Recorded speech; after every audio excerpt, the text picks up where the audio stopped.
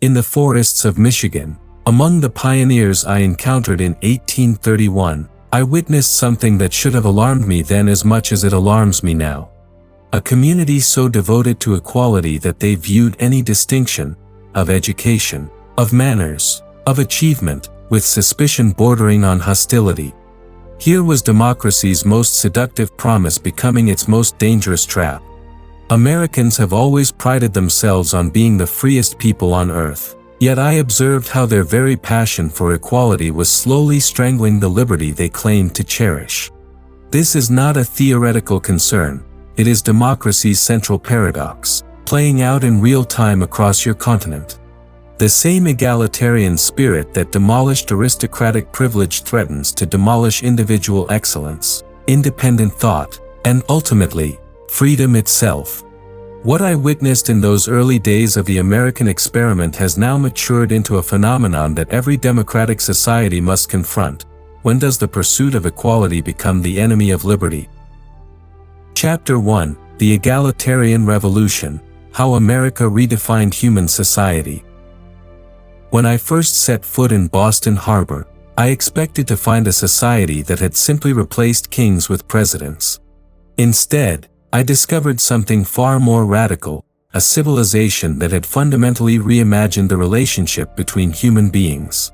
The democratic revolution in America was not merely political, it was social, psychological, and moral. Where European societies had spent centuries perfecting hierarchies, Americans were conducting an unprecedented experiment in flattening them. This egalitarian transformation touched every aspect of daily life. In the hotels where I stayed, the innkeeper addressed wealthy merchants and traveling clerks with identical courtesy. In the courthouses I observed, judges spoke to plaintiffs regardless of their social station with the same measured respect. Most remarkably, in the homes I visited, servants and masters maintained a peculiar relationship, formal yet fundamentally equal in their human dignity. Americans had internalized a revolutionary proposition, that all men are created equal. But this was more than constitutional language, it had become a living creed that shaped how people thought about themselves and others. The son of a farmer genuinely believed he could become a senator, a merchant, or a scholar.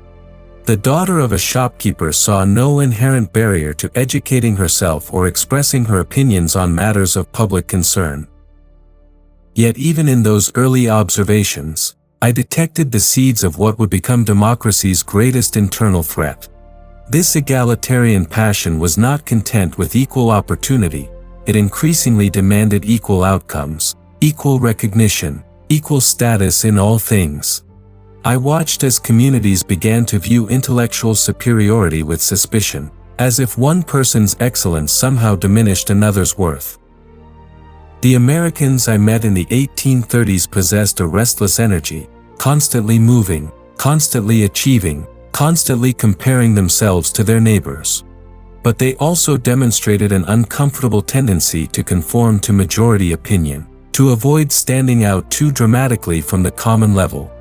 Already, I could see how the passion for equality might evolve from a tool of liberation into an instrument of oppression, not the oppression of one class by another, but the subtler tyranny of the majority over the individual spirit. This was democracy's original genius and its original sin. Having declared all men equal, how could it then celebrate or even permit genuine superiority in any form? Chapter 2: The Tyranny of Sameness: How Democratic Conformity Crushes Individual Excellence. The most chilling moment of my American journey occurred not in a prison or courthouse, but in a small town meeting in New England. A citizen rose to express a view that, while reasonable, differed from the obvious sentiment of the room. Before he could finish his thought, I watched as an invisible force, more powerful than any royal decree, silenced him. Not through violence or legal prohibition, but through the collective weight of disapproving glances, uncomfortable shifting, and the terrible silence that followed his words.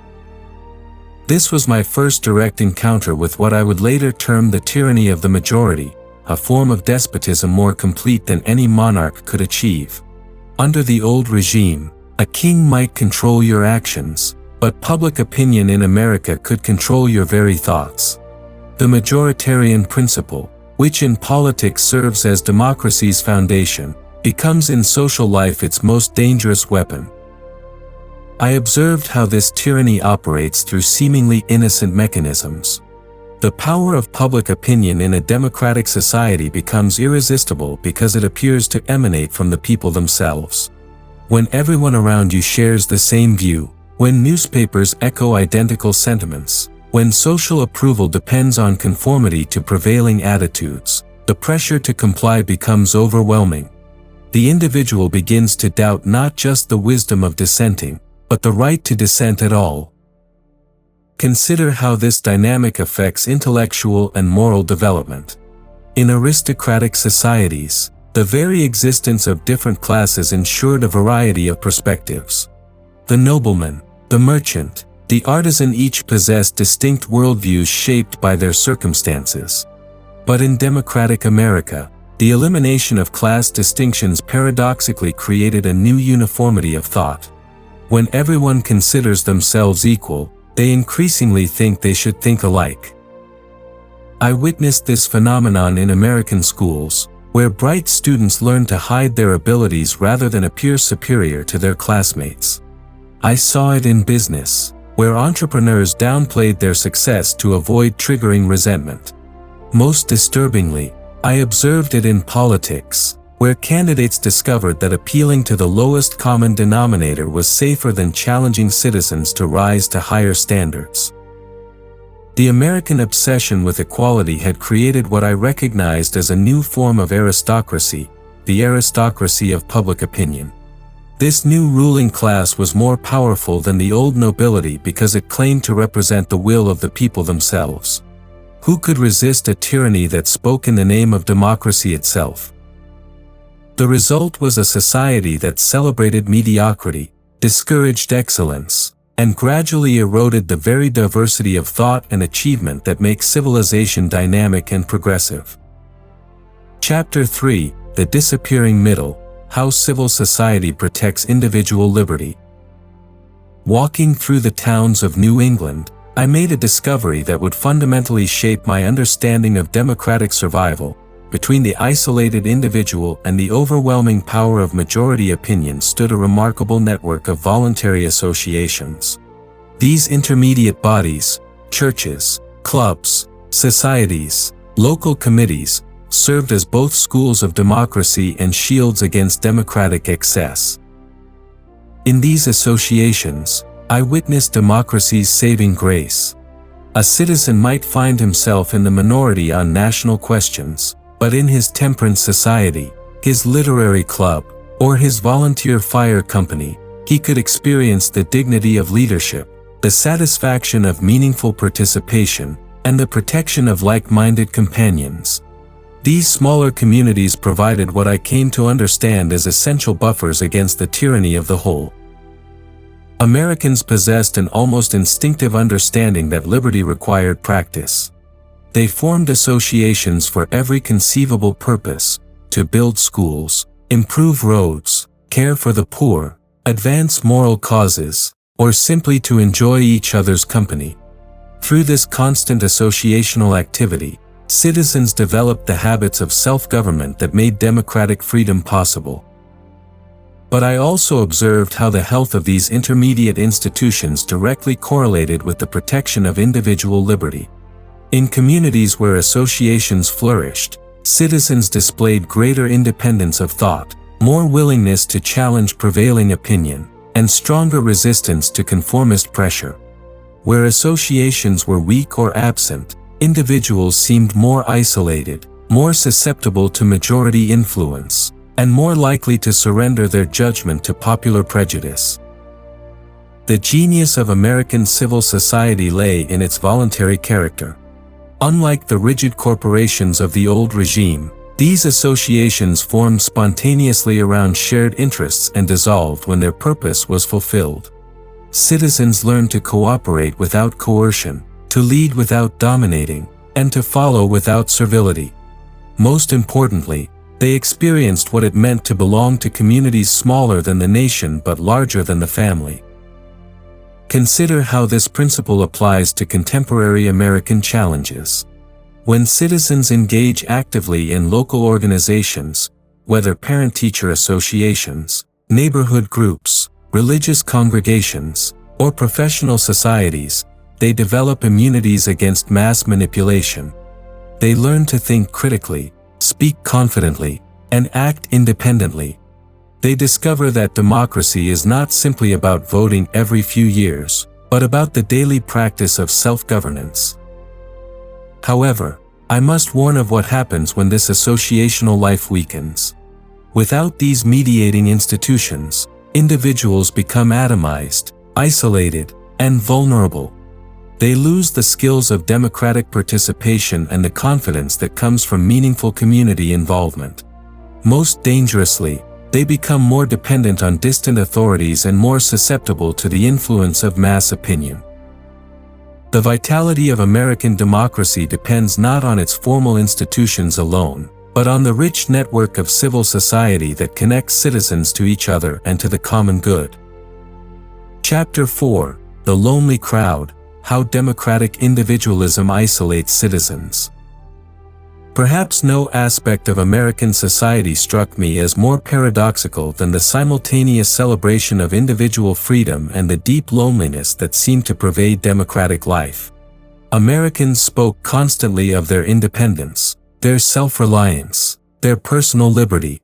Yet I observed a population increasingly isolated from meaningful community connections, withdrawing into private concerns while losing the capacity for genuine public engagement. This democratic individualism differs fundamentally from the independence I had known in aristocratic societies. In the old regime, each person knew his place within a complex web of mutual obligations. The nobleman had duties to his tenants, the artisan to his guild, the peasant to his lord. These relationships, however unequal, provided security, identity, and purpose. But democratic individualism promises complete self-sufficiency while delivering profound isolation. I watched as Americans pursued what they called making their fortune with remarkable energy and determination. Each citizen seemed convinced that through personal effort alone, he could achieve whatever he desired. This faith in individual capability produced extraordinary innovation and prosperity. But it also generated what I recognized as a dangerous form of social atomization.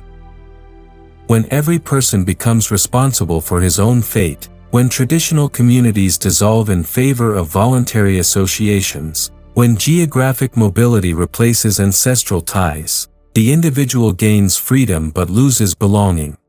I observed families scattered across vast distances, communities where neighbors barely knew each other's names, and citizens who related to their government primarily as taxpayers and voters rather than as members of a shared community. This individualistic isolation creates particular vulnerabilities in democratic societies.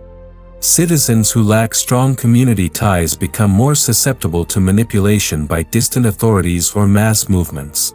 Having lost the mediating influence of family, church, and local tradition, they rely increasingly on mass media, popular opinion, and government guidance for direction in their lives. I noticed how democratic individualism particularly affects the relationship between generations. In aristocratic societies, traditions passed naturally from father to son, maintaining continuity across time. But in democratic America, each generation seemed determined to start fresh, rejecting the wisdom of their elders in favor of their own experience. This constant reinvention, while energizing, also meant that each generation had to rediscover basic truths about human nature and social cooperation. The psychological effects of this isolation became apparent in the restless anxiety I observed among Americans. Despite their material prosperity and political freedom, many seemed perpetually dissatisfied, constantly comparing themselves to others, never quite content with their achievements. The democratic promise that any individual could rise to any position created not confidence but chronic insecurity. Most troubling, I recognized how this individualistic isolation could prepare the ground for new forms of despotism. Citizens who lack strong community connections, who relate to each other primarily as competitors rather than collaborators, become more willing to surrender collective responsibilities to centralized authorities in exchange for personal security and convenience. Chapter 5: The Moral Foundations: Why Democracy Needs What It Cannot Create. During my travels through America, I made a discovery that challenged every assumption I had held about the relationship between democracy and religion. In the churches of New England, the revivals of the frontier, and the quiet devotions of countless families, I witnessed something remarkable: a free society actively nurturing the moral restraints that made freedom possible. Yet I also recognized a profound paradox that continues to haunt democratic societies: democracy depends upon moral foundations that it cannot itself produce. Americans demonstrated an almost instinctive understanding that political liberty required moral discipline. Their democratic institutions assumed citizens capable of self-governance, but self-governance presupposed self-control. The elaborate constitutional machinery of checks and balances could only work if citizens possessed the character to use power responsibly, whether as voters, officials, or simply as members of civil society. Religious faith provided the moral framework that made democratic freedom sustainable. Not through established churches or official creeds, but through voluntary religious communities that taught citizens to recognize authorities higher than their own desires or even higher than majority opinion. In their churches, Americans learned that some truths transcend democratic debate, that some principles cannot be decided by popular vote. I observed how religious belief operated as a check on both individual license and majoritarian excess. Citizens who believed themselves accountable to divine judgment were less likely to abuse their democratic freedoms or to demand that government solve all their problems. Religious communities provided training in the moral habits democracy required: honesty, temperance, charity, justice, and the capacity to sacrifice immediate gratification for long-term benefit. But I also detected the seeds of future conflicts. American religious freedom produced unprecedented diversity of belief and practice. While this diversity enriched democratic culture, it also raised difficult questions about shared moral foundations. If citizens drew their deepest convictions from competing religious traditions, or from no religious tradition at all, how could democratic society maintain the moral consensus that self-government required? The genius of the American solution lay in its practical approach to this dilemma. Rather than seeking theological uniformity, American society encouraged what I termed enlightened self-interest properly understood. Citizens learned that their own well-being depended on the health of their communities, that personal virtues served public purposes, and that individual rights required collective responsibilities. However, I recognized that this arrangement remained fragile. As democratic societies mature, as religious authority weakens, as competing worldviews multiply, the task of maintaining moral consensus becomes increasingly difficult. Citizens may retain democratic procedures while losing the character that makes those procedures work effectively. Consider how this challenge manifests in contemporary America. Questions about the source of moral authority, the role of religious conviction in public life, and the possibility of shared values in a diverse society have only intensified since my observations in the 1830s. Yet the fundamental principle remains unchanged: democratic institutions require moral foundations that transcend democratic politics itself. The health of American democracy continues to depend on its capacity to cultivate citizens capable of self-governance, even as the traditional sources of moral formation face unprecedented challenges. Chapter 6: The Fatal Choice: When Equality Becomes the Enemy of Freedom. In my most somber moments of reflection on the American experiment, I have come to understand that democracy faces a choice that may ultimately determine its survival: between equality and liberty. This is not merely a philosophical distinction but a practical dilemma that plays out daily in democratic societies.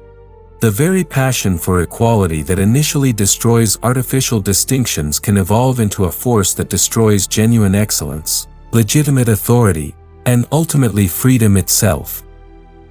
Americans began their democratic journey with a healthy understanding of equality, the principle that no person possesses inherent right to rule over another, that government derives its authority from popular consent, that artificial privileges based on birth or tradition have no place in a free society. This was equality as opportunity, equality before the law, equality of human dignity. It was revolutionary and liberating. But I observed how this healthy egalitarianism could transform into something far more dangerous, the demand for equality of condition. Once citizens become accustomed to political equality, they begin to question why inequality should exist in any sphere of life. Why should some possess more wealth, more education, more influence, more recognition than others? The egalitarian logic, once unleashed, recognizes no natural stopping point.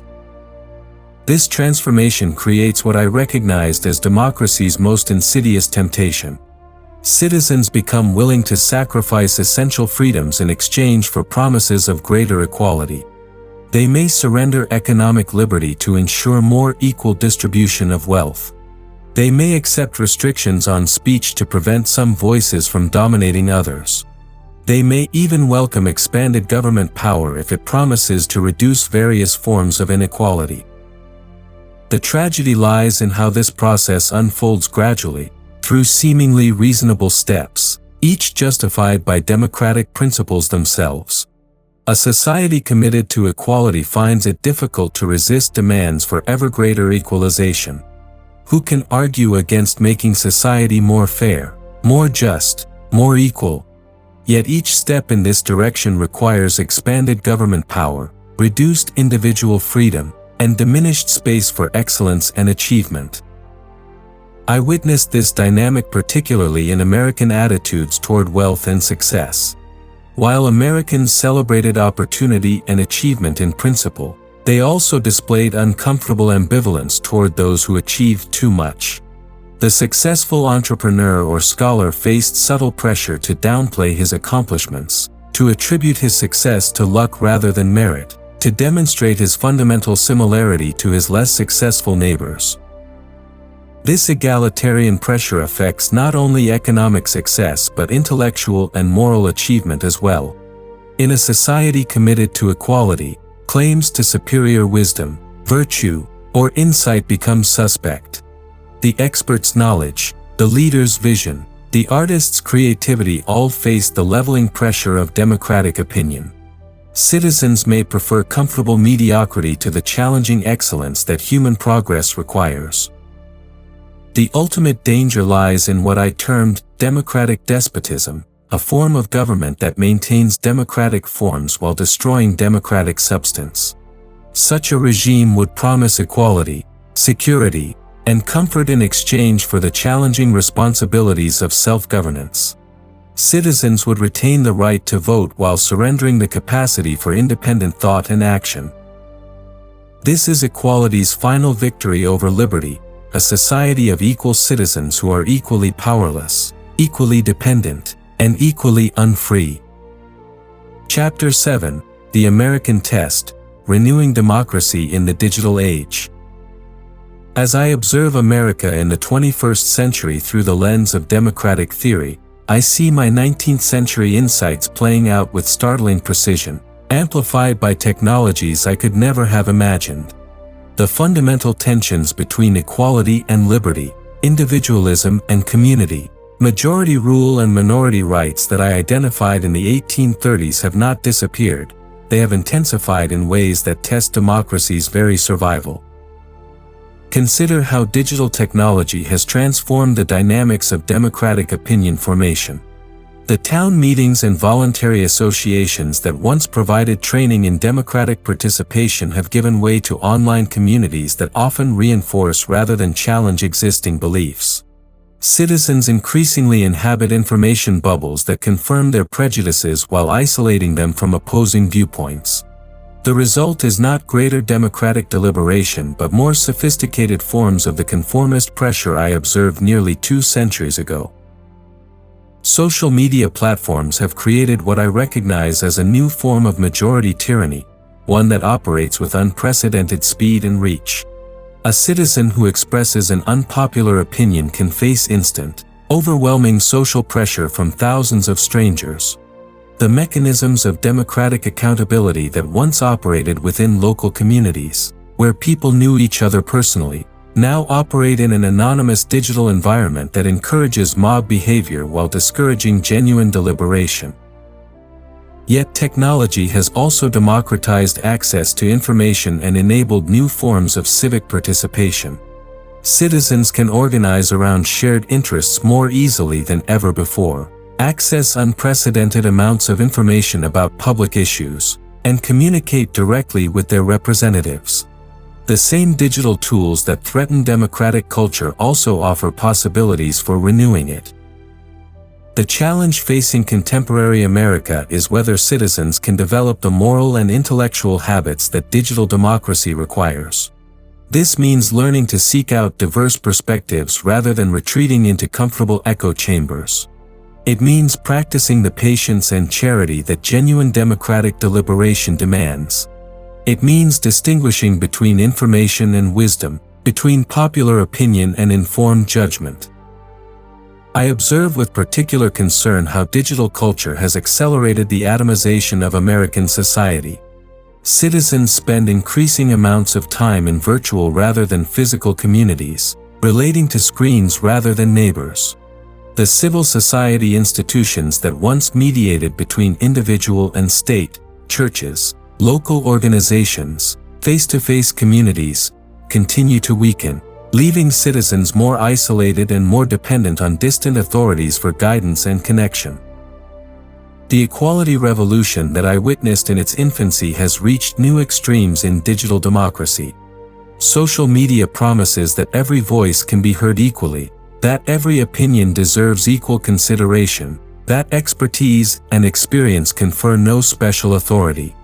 While this democratization of communication offers genuine benefits, it also creates the risk of reducing all questions to matters of personal preference rather than reasoned argument.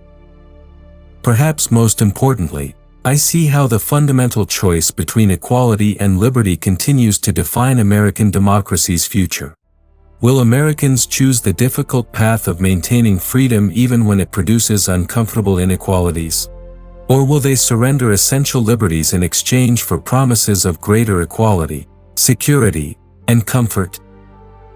The answer will depend on whether Americans can rediscover the art of democratic citizenship, the capacity to participate actively in civil society, to think independently while remaining connected to community, and to preserve the moral foundations that make self-governance possible. Conclusion. The warning I brought from my observations of 1830s America has become a prophecy fulfilled in ways both subtle and stark. The passion for equality that once liberated Americans from artificial distinctions now threatens to level all distinctions, including those essential to human flourishing and democratic vitality. Yet this is not a tale of inevitable decline but a call to democratic renewal. Each generation must choose anew between the easy path of comfortable conformity and the challenging path of genuine freedom. Americans today face the same fundamental choice their ancestors confronted, whether to preserve the demanding liberty of self-governance or to surrender it for the seductive promise of equality without effort. The institutions of civil society that once protected individual liberty against majority tyranny require constant renewal and active participation. The moral foundations that make democracy possible must be transmitted deliberately from one generation to the next. Most importantly, Americans must remember that democracy is not a spectator sport but a way of life requiring vigilance, courage, and commitment. The choice between equality and liberty remains democracy's eternal test.